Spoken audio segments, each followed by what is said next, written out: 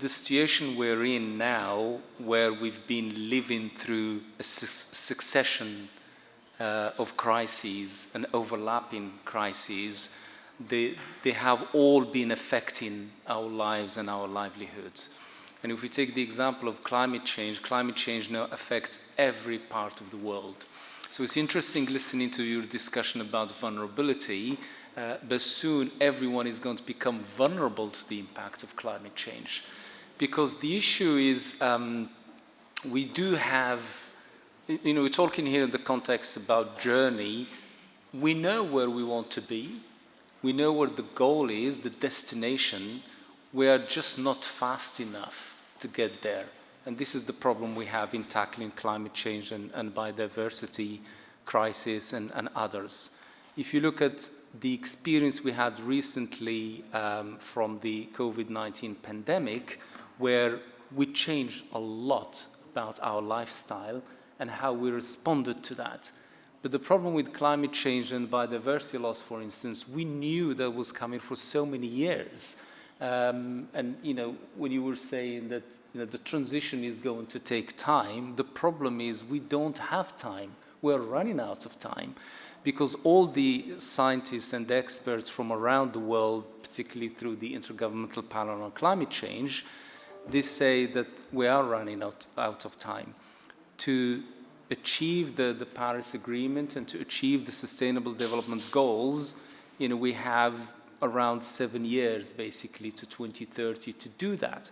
But we're not fast enough, and we're not doing enough at the scale that is required really to address these issues. And that's the problem that we have across the board. Unless we take, for instance, the crisis of climate change seriously, what we are going to see and what we're seeing already is that climate change is running away from us as an issue. And even if we had some kind of magic switch that can actually stop all the greenhouse gas emissions around the world, we will not stop climate change because it's too late. It's too late, and we have no choice now but to adapt to the impact of climate change. So reducing greenhouse gas emissions is not enough anymore because we have to adapt to what we live in and what it's coming. So some of the principles that we need to consider as we're talking about journey, I totally agree that we have to work together, we have to collaborate more because we are all in the same planet, and what affects one area affects everybody else. And we've seen this again and again in so many settings. So we do have to work together even more.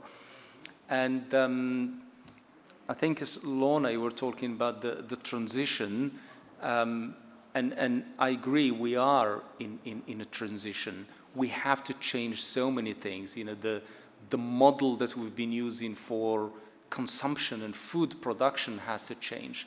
But more importantly about the transition is we need to talk about just transition. So it's not just transition for some countries or some parts of the world, but we all have to transition to sustainable and resilient future. And I agree also about the point on education, that someone said that we need to talk more about education.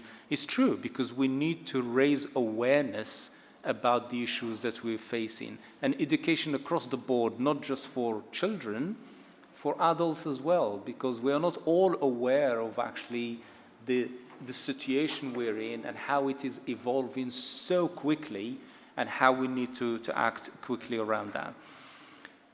And the other principle in working together, and this is the principle, as you know, within the Sustainable Development Goals, is that we should not leave anyone behind.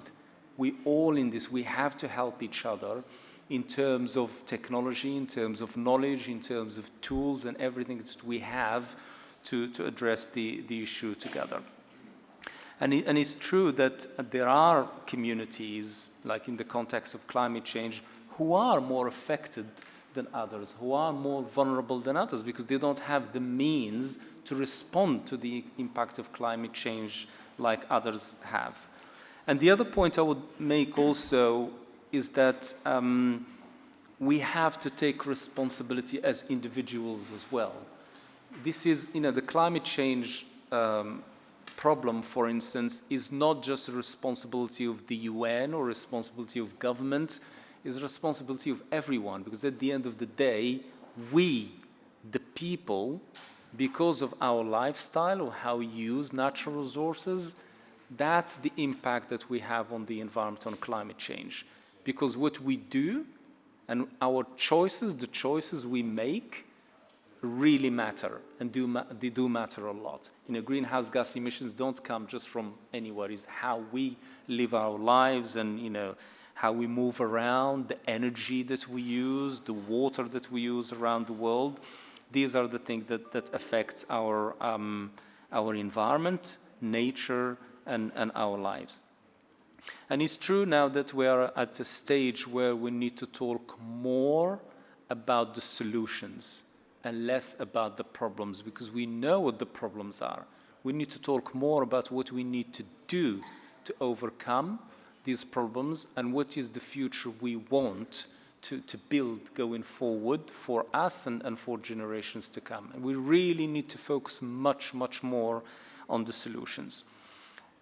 And the last point perhaps I would make is that